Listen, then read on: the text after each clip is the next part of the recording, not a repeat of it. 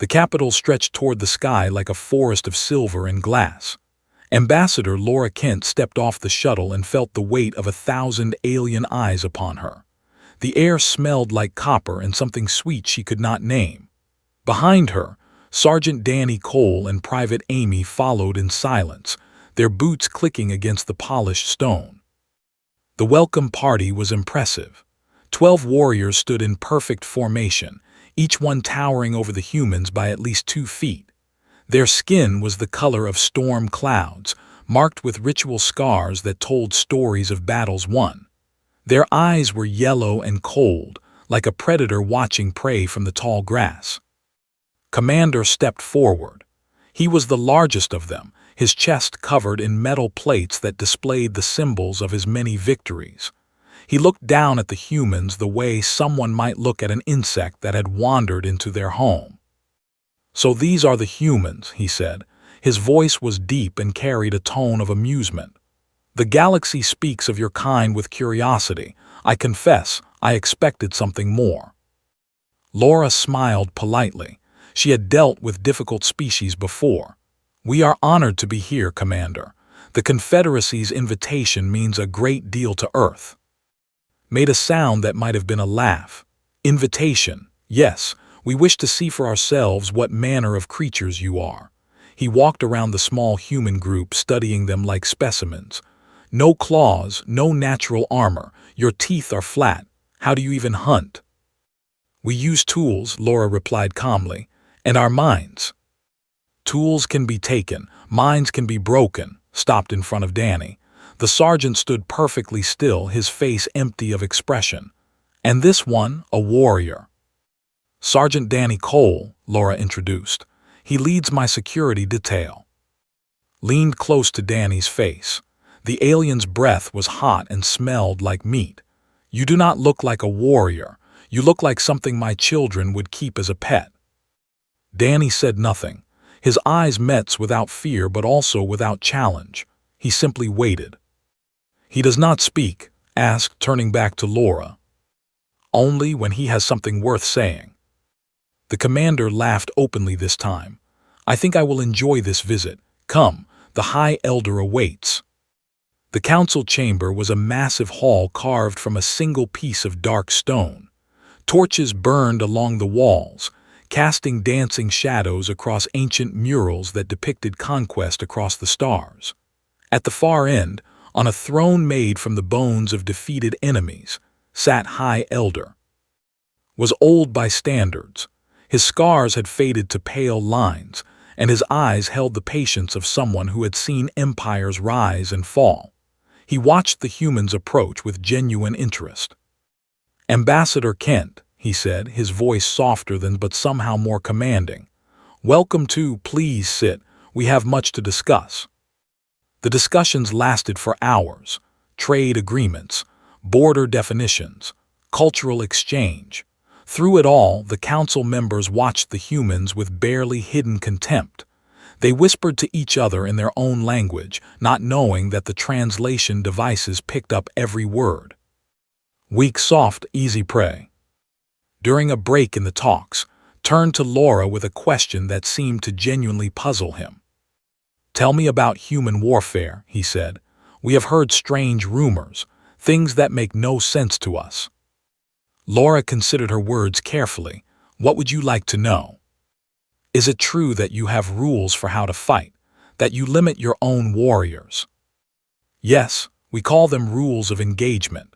They protect civilians and ensure that even in war, certain lines are not crossed." A younger council member laughed. "You handicap your own soldiers. No wonder you are not feared." "It is not about fear," Laura said. "It is about maintaining our humanity, our sense of right and wrong." Leaned forward. "And prisoners. We have heard that you capture enemy soldiers and keep them alive, feed them, heal their wounds. Is this true?" "It is. We believe that even enemies deserve basic dignity." The council chamber erupted in laughter. Warriors slapped their thighs and shook their heads, even smiled, though his eyes remained thoughtful. "You are a curious species," he said. "So gentle, so innocent. I wonder how long you will survive in a galaxy that does not share your kindness." In the corner of the room, Danny's jaw tightened slightly. Only Amy noticed. She had served under him for 2 years and had learned to read his silences. That night, after the humans had been escorted to their quarters, sought a private audience with the High Elder. "They are weaker than I imagined," said. "Their mercy makes them predictable, exploitable. Once the treaty is signed and we understand their territory, we should consider conquest. They would make excellent servants." Stroked his chin. "Perhaps, but something troubles me about the quiet one, the soldier. Cole, he barely speaks, he barely moves, he is nothing." "Nothing does not have eyes like that," said quietly. "I have seen those eyes before, Commander, in warriors who have looked death in the face so many times that they no longer fear it. We should be careful about what we assume." Dismissed the concern with a wave of his massive hand. "You grow cautious in your old age, Elder. Humans are prey. Their mercy proves it. A true predator does not spare its enemies." Before could respond, a young officer burst into the chamber. His face was pale with panic. "High Elder, Commander, a distress signal from the colony. They have launched a full invasion. Hundreds of civilians are trapped. They are taking hostages." His yellow eyes blazed with sudden fire. "The dare to attack our territory, prepare the fleet, we leave within the hour." Rose from his throne, "And our guests?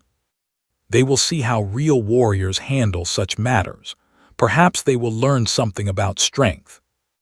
Neither of them noticed Danny Cole standing in the shadows of the hallway, listening to every word. His face remained empty, but his hands had curled into fists at his sides. Amy appeared beside him. "Sarge, what is happening?" Danny's voice was quiet and cold. "War is happening, Private, and we are going to be in the middle of it."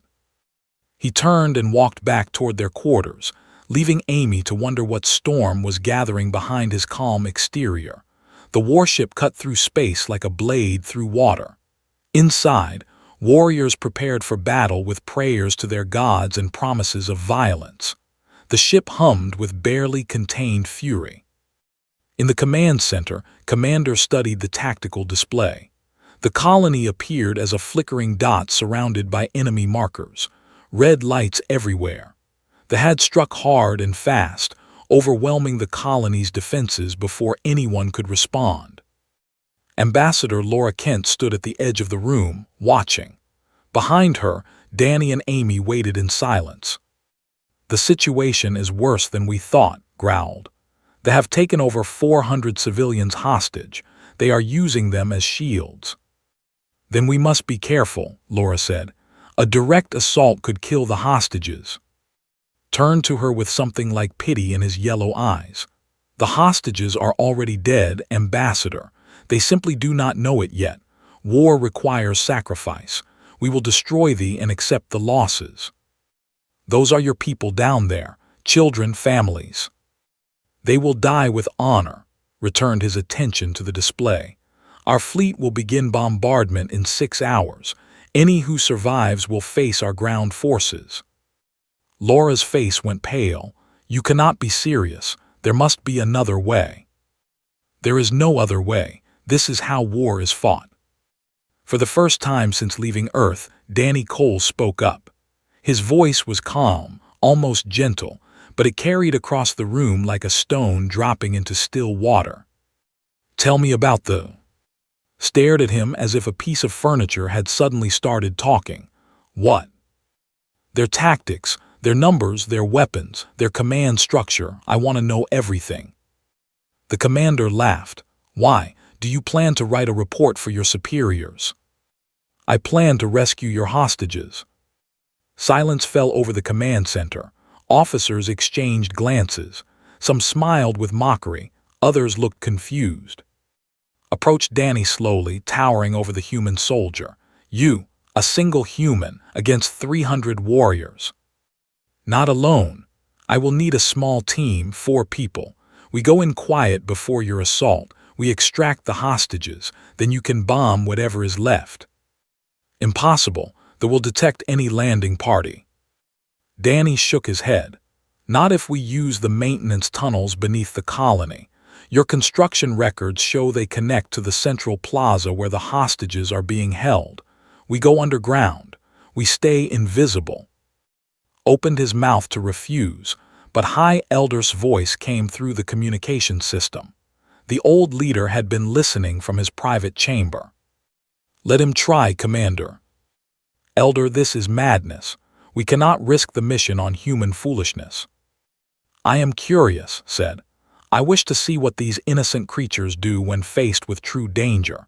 Send 2 of our observers with them. If they fail, we lose nothing but a few humans and 2 volunteers. If they succeed, we save our people and learn something about our new friends. His expression soured, but he bowed his head. As you command, Elder. He turned to Danny with contempt in his eyes. You will have your team, human. I am sending and with you. They will report everything they see. Danny nodded. Fair enough. Amy stepped forward. Sarge, I am coming too. Private, this is going to be dangerous. I did not join the service for safety. Her jaw was set firm. Where you go, I go. Danny studied her for a moment, then nodded. All right, get your gear ready. As the others prepared, Laura pulled Danny aside. Her face was tight with worry. Danny, are you sure about this? If something goes wrong. Something always goes wrong, he replied. That is what the planning is for. He checked his weapon with practiced hands. These people think mercy is weakness, Laura. They think we are soft because we choose not to kill when we do not have to. Maybe it is time to show them what human soldiers can really do. And if they discover you before you reach the hostages. Danny's eyes met hers. In that moment, Laura saw something behind his quiet exterior, something old and tired and very, very dangerous. Then I will make sure they regret it. The drop pod descended through the atmosphere in darkness, its systems running silent to avoid detection. Inside, Danny checked his equipment one final time. Beside him, Amy did the same, across from them and sat in uncomfortable silence. Was the larger of the two, his face marked with scars from a dozen campaigns. Was younger, faster, with the eager look of a warrior who had not yet learned what war truly cost. Human, said, his voice low, why do you do this? These are not your people, this is not your war. Danny finished adjusting his gear before answering. A child is a child, no matter what planet they come from. That is reason enough. Snorted, sentiment, it will get you killed. Maybe, Danny stood as the pod began its final approach, but not today. The pod touched down in a dried riverbed 3 miles from the colony. Through the night vision display, Danny could see the distant glow of fires where they had burned their way through defenses. Move fast, stay quiet, follow my lead. Danny dropped from the pod and began moving toward the colony without looking back. Amy followed immediately. After a moment of hesitation, so did the. They found the entrance to the maintenance tunnels beneath a collapsed warehouse. Danny opened the hatch and descended into darkness. The tunnels were narrow and smelled of rust and decay, perfect for hiding, perfect for hunting. As they moved deeper, whispered to in their own language, not knowing the humans could understand. They moved like shadows. I did not expect this. Neither did I, replied. Perhaps we were wrong about them. Or perhaps they are simply good at hiding. We will see what happens when they face real combat. Ahead of them, Danny smiled grimly in the darkness. They would see soon enough, and they would never look at humans the same way again.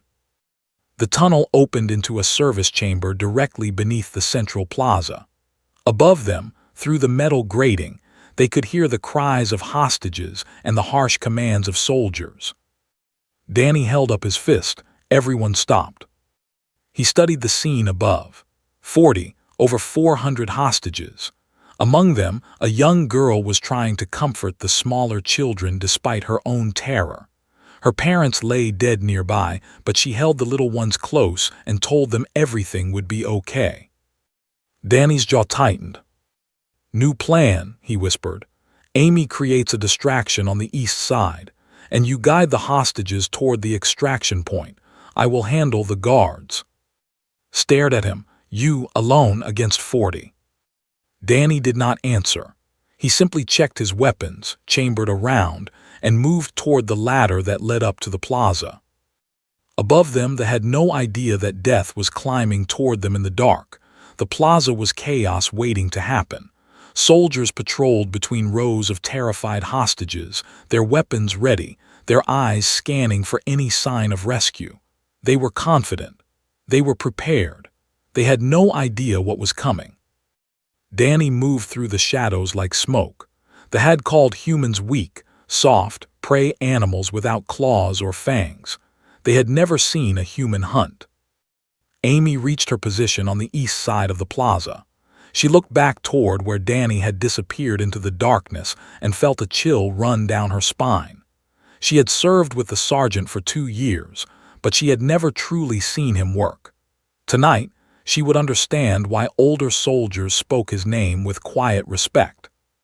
She took a deep breath and pulled the pin on a smoke grenade. The explosion of white smoke sent the into immediate alarm. Soldiers shouted commands. Weapons swung toward the eastern perimeter. In the confusion, nobody noticed the shadow that dropped from the rooftop into their midst. Danny moved with terrible efficiency. The first died before he could turn around. The second fell reaching for his weapon. By the time the third realized something was wrong, it was already too late. From their position near the hostages and watched in stunned silence, the human did not fight like prey. He fought like something that had spent its entire evolutionary history learning how to kill things larger and stronger than itself. Every movement was precise. Every strike was fatal. He wasted nothing. No motion. No ammunition. No mercy for those who stood in his way. What is he, breathed? Could not answer. He had fought in 30 campaigns across a dozen worlds. He had faced enemies that would give nightmares to lesser warriors. But he had never seen anything move like the human sergeant. They began to realize they were under attack from within. They turned from the smoke distraction, searching for the killer among them. But Danny was never where they expected. He used their own confusion against them, appearing from unexpected angles, striking before they could react, vanishing before they could respond. 10 fell in the first minute, then 20. The survivors started to panic. Get the hostages moving, Danny's voice crackled through the communication device.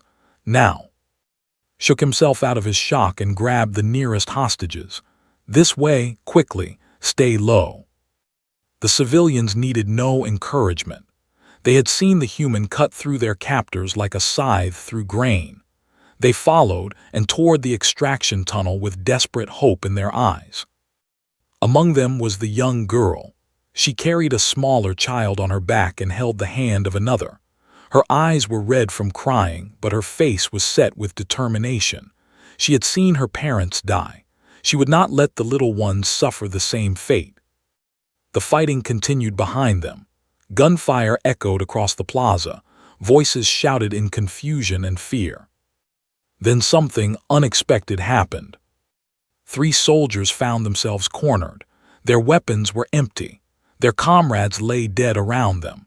The human stood before them, his gun raised, his eyes cold and steady. One of them dropped to his knees. He threw down his weapon and raised his hands, the universal gesture of surrender. The other 2 followed immediately. Expected the human to execute them. That was what any reasonable warrior would do. Prisoners slowed you down. Prisoners could escape and fight again. Prisoners were a liability that no sensible soldier would accept. But Danny lowered his weapon. On the ground, he said calmly, hands behind your heads. They obeyed instantly. Danny moved forward and secured their hands with binding strips. Quick, efficient, almost gentle. When he was done, the 3 prisoners were alive and unharmed. Could not contain himself. He stormed toward Danny with fury in his eyes. What are you doing? They are enemies. They killed our people. They would not have shown mercy to you. Danny finished checking the bindings before looking up. His face was calm, but something burned behind his eyes that made take a step backward. "That is exactly why we do," Danny said quietly. "I do not understand. If we become like them, then what are we fighting for?" Danny stood and looked toward the remaining forces who had begun to organize a counterattack. Anyone can kill, animals kill, monsters kill, but choosing not to kill when you have every right to, that takes something more. That is what makes us human. Wanted to argue, but there was no time. More were coming. "Get the prisoners to the tunnel," Danny ordered. "They are coming with us. They will slow us down. Then we move faster, go." The extraction was chaos. Hostages streamed into the maintenance tunnels while Danny and Amy held off the reinforcements. Found himself herding civilians like cattle, shouting encouragement to those who stumbled. Young helped where she could. She guided the smaller children into the tunnels, kept the elderly moving, translated Danny's orders for those who did not understand the human language. She had lost everything tonight, but she refused to let others suffer the same loss. By the time the last hostage reached the tunnels, Danny and Amy were falling back under heavy fire. Amy took a hit to her leg and went down with a cry of pain. Danny did not hesitate. He lifted her with one arm while firing with the other, laying down suppressing fire as he retreated toward the tunnel entrance. The three prisoners ran ahead of him, still bound, smart enough to know that their survival depended on staying close to the human. "Sergeant," Amy gasped through the pain, "leave me, I am slowing you down." "Not a chance, Private. The mission is to get everyone out. That includes you." Danny ducked through the tunnel entrance as fire scorched the wall beside him. "Keep pressure on that wound. We are almost clear." Behind them, they poured into the plaza. They found their dead comrades and their missing prisoners. They found blood trails leading into the maintenance tunnels. The commander screamed orders for pursuit, but by then it was too late. Above the colony's fleet had begun its bombardment. Fire rained from the sky, turning the positions into craters of molten stone. The maintenance tunnels shook with each impact, but they held. At the extraction point, a shuttle waited. 47 civilians filed aboard, including 12 children. The three prisoners were loaded last, still alive, still confused about why they had been spared. Was the last hostage to board. She stopped at the ramp and looked back at Danny, who stood watching the destruction of the colony with empty eyes. She wanted to say something, to thank him, to ask him why he had saved the ones who had killed her parents. But the words would not come, so she simply looked at him, and he looked back, and something passed between them that did not need words. Then she turned and boarded the shuttle, and the ramp closed behind her. Danny stood alone in the darkness, listening to the distant thunder of orbital bombardment. Amy was safe. The hostages were safe. The mission was complete. But the night was not over yet. There would be questions to answer, lessons to teach, and a young girl who deserved to understand why mercy mattered more than revenge. He took a deep breath and walked toward the waiting shuttle. The warship felt different now. Before the rescue, the halls had buzzed with mockery and contempt for the human visitors. Now, silence followed Danny wherever he walked. Warriors who had laughed at him stepped aside when he approached. They did not meet his eyes. In the medical bay, Amy lay on a treatment bed while doctors worked on her leg. The wound was clean and would heal quickly, but she would need time to recover. Danny sat beside her, keeping watch the way he always did for soldiers under his command. "You saved my life," Amy said quietly. "Again. You would have done the same." "Would I?" She looked at the ceiling. "The way you fought out there, Sarge, I have never seen anything like it. I did not know humans could move like that." Danny was quiet for a moment. Humans can do many things when they have to. Most of the time, we choose not to. Why? Because the things we can do are not always the things we should do. That is the difference between us and the monsters, Private. We get to choose. The medical bay door opened. Young stood in the entrance, her arms wrapped around herself. She looked smaller than she had during the rescue, as if the weight of the night had pressed down on her. "May I come in?" she asked in careful human speech. Danny nodded, "Of course." Walked to his side and stood there for a long moment, staring at the floor. When she finally spoke, her voice was barely a whisper. "I saw what you did. In the plaza, I saw you spare the ones who surrendered." "Yes. They killed my parents, they killed my friends, they laughed while they did it." Her hands clenched into fists. "Why did you let them live?" Danny considered his words carefully.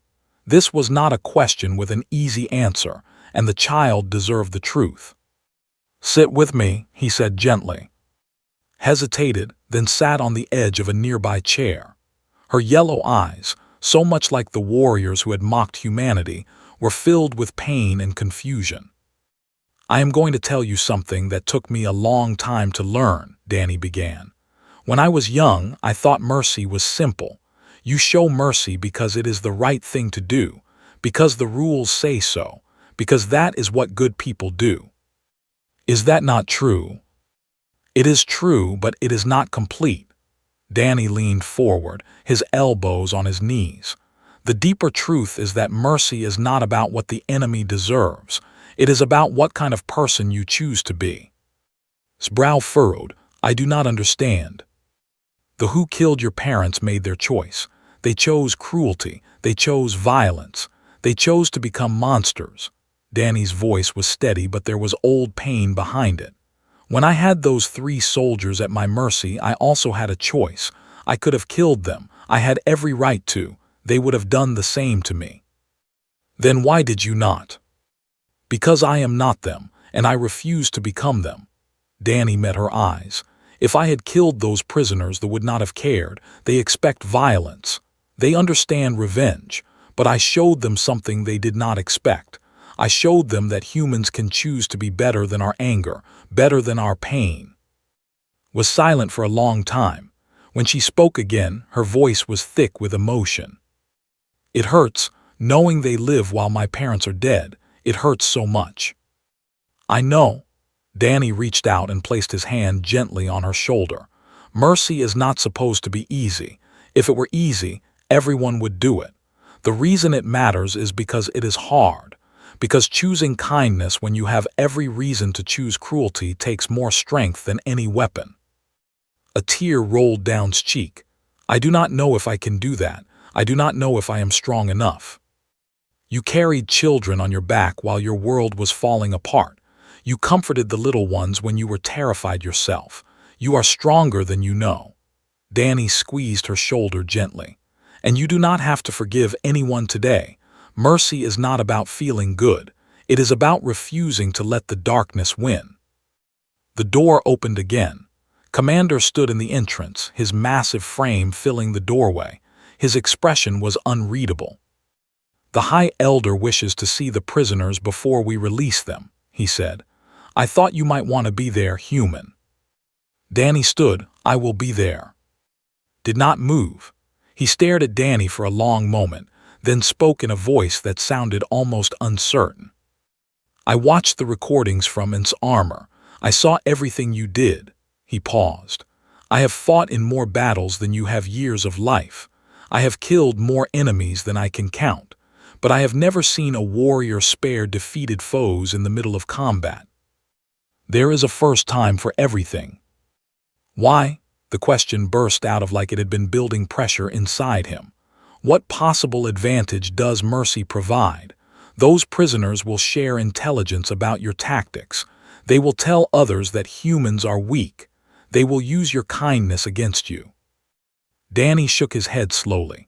"No. They will tell others that humans could have killed them and chose not to. They will tell others that a single human soldier cut through 40 of their warriors like they were nothing, and then showed mercy to the survivors. They will tell others that human compassion comes from strength, not weakness." His eyes narrowed, "And that matters." Fear of what you will do is nothing compared to fear of what you could do but choose not to. Danny walked toward the door. They will think twice before attacking humans again, not because they are afraid of our weapons, but because they will never know what else we are holding back. The release of the prisoners took place at a neutral space station 3 days later. The three stood at the edge of an airlock, their hands finally unbound, looking back at the human who had spared their lives. One of them, the oldest, stepped forward.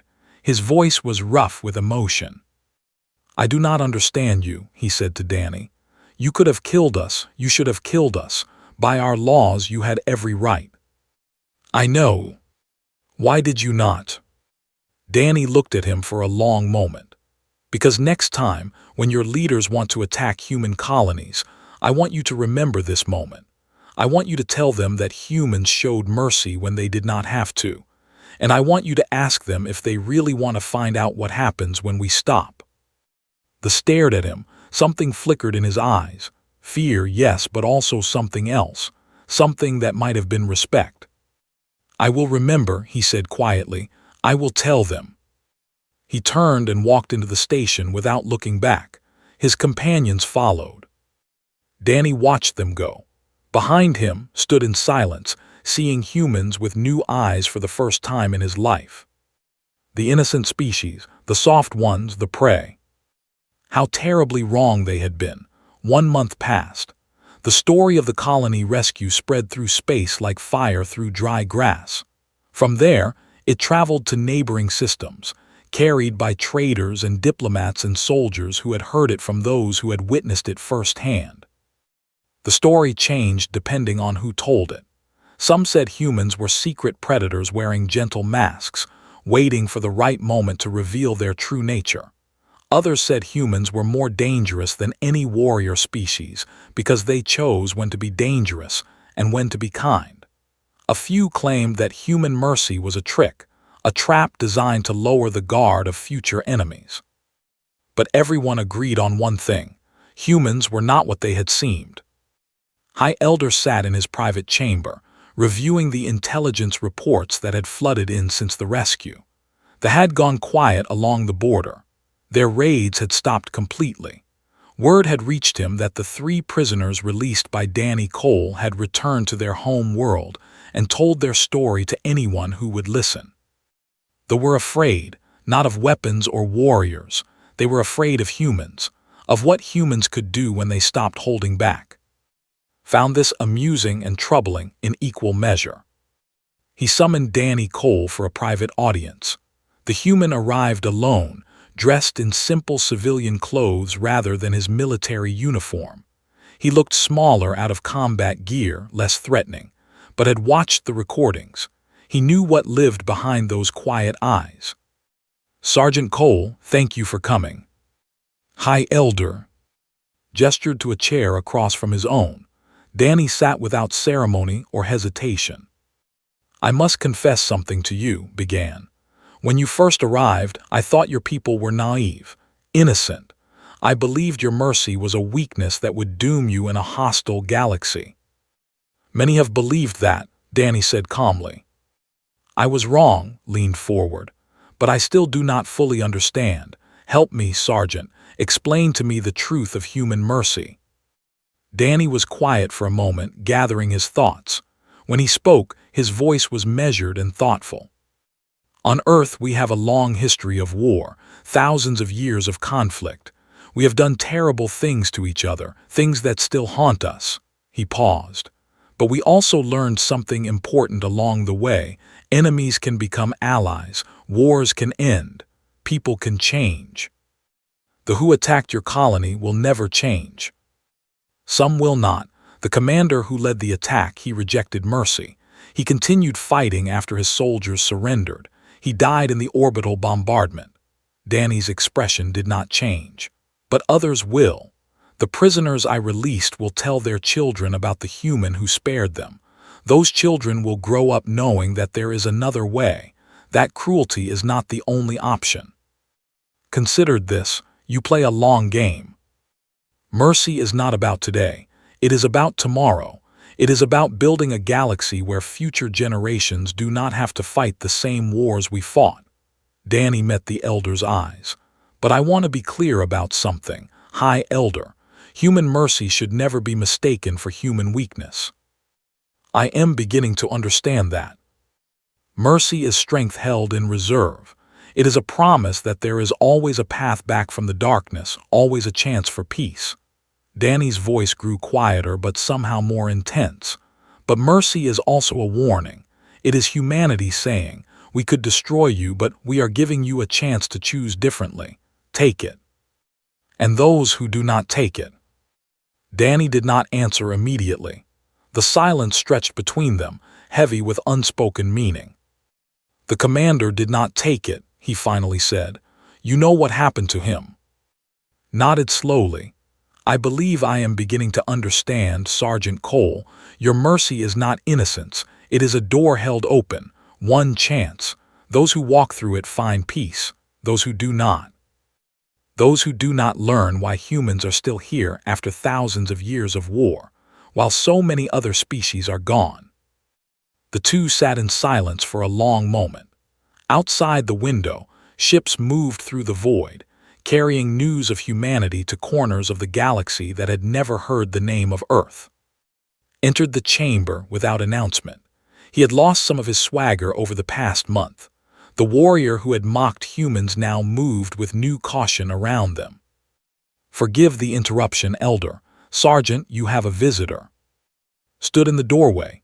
She looked healthier than she had after the rescue, though shadows still lingered behind her eyes. A couple stood behind her, her new foster family. They watched Danny with something like reverence. Danny said warmly, "How are you?" "Better," she walked toward him slowly. "I have been thinking about what you said, about mercy, about choosing who I want to be." And reached into her pocket and pulled out a small piece of fabric. It was a patch from a human flag, the kind soldiers wore on their uniforms. Danny recognized it immediately. It was his. "You left this on the shuttle," said. "I kept it. I look at it when I feel angry, when I want to hurt someone the way I was hurt." She clutched it to her chest. "It reminds me that there is another way." Danny knelt down to her level just as he had in the medical bay. "You are going to be okay. I know it does not feel like it now, but you are. And someday, you are going to help others the way I helped you." "You really believe that?" "I do." Surprised him by throwing her arms around his neck in a tight hug. Danny returned it gently, acutely aware of eyes watching this simple human gesture. When she pulled back, was smiling through fresh tears. "I am going to tell everyone about you, about what you did, about what mercy really means. That is all I can ask." He watched her leave with her new family. At the door, she turned back one final time and waved the small flag patch at him. Then she was gone. Rose from his throne and stood beside Danny, watching the empty doorway. "She will remember this for the rest of her life," the elder said. "That is the point." Danny straightened up. "Mercy plants seeds, High Elder. You do not always see what grows from them, but something always does." Outside the capital, news continued to spread across the galaxy. Species who had never encountered humans began to whisper about them. Traders shared stories in spaceport bars. Soldiers warned each other not to underestimate the quiet ones with the soft eyes. And in the halls of power, leaders who had once planned to conquer Earth quietly shelved their invasion plans. Not because they feared human weapons, not because they feared human soldiers, because they had heard what happened to those who mistook human mercy for weakness. The door was open just once. And across the galaxy, species began to learn that it was far better to walk through that door than to discover what waited on the other side when it finally closed.